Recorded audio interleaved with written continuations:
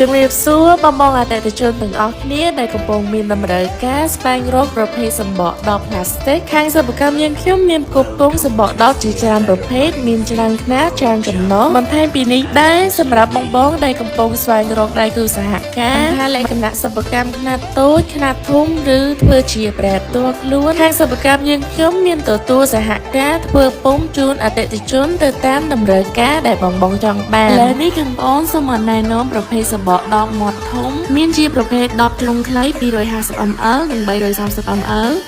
ប្រភេទដបជ្រុងវែង 330ml និងជ្រុងវែង 500ml ប្រភេទដបមូលខ្លី 330ml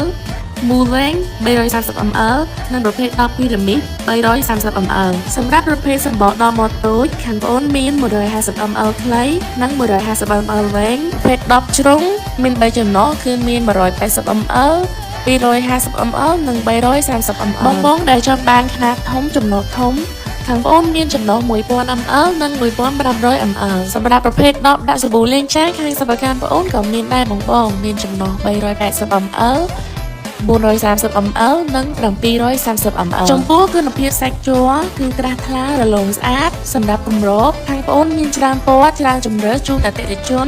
ធានាគុណភាពល្អតម្លៃក្រោមទីផ្សាររលឡើងបងអីវ៉ាន់ខាងប្អូនគឺមានក្នុងស្តុកស្រាប់បងធ្វើការកម្មងនៅលើនេះក្រុមការងារនឹងធ្វើការរៀបចំដឹកជញ្ជូនជូនអតិថិជនព្រាមបងអាចទំនាក់ទំនងបានតាមរយៈលេខទូរស័ព្ទ Telegram ខាងលើនេះសូមអរគុណសូមជម្រាបលា